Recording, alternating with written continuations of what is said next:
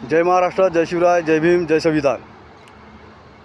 आपल्या बाजारगाव क्षेत्रामध्ये एक एक्सप्रेसिव्ह नावाजलेली एक कंपनी आहे, जे नुकत्याच काही महिन्यापूर्वी की त्या कंपनी मालकाला पद्मश्री पुरस्कार भारत सरकारकडून देण्यात आला। पण त्याच कंपनीमधून, त्या कंपनीच्या बाजूमधून एक नाला निघालेला आहे की त्या नाल्यामधील पाणी जे दूषित आहे, की ज्याच्यामध्ये केमिकल आहे, रासायनिकदृष्ट्या पाणी खरोखरच खूपच आपण पाहू शकता या व्हिडिओद्वारे।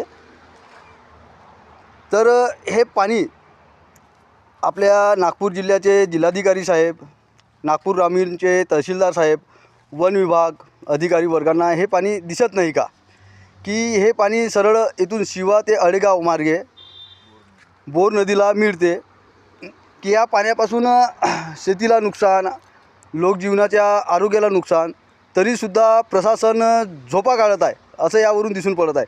तरी पण शासनाने या गोष्टीकडे लक्ष देऊन त्वरित काहीतरी पर्याय मार्ग यामधून काढावा, की जेणेकरून जनजीवनाचे आरोग्य धोक्यात येणार नाही, पशु पक्ष्यांचे आरोग्य धोक्यात येणार नाही, शेतीचे नुकसान होणार नाही।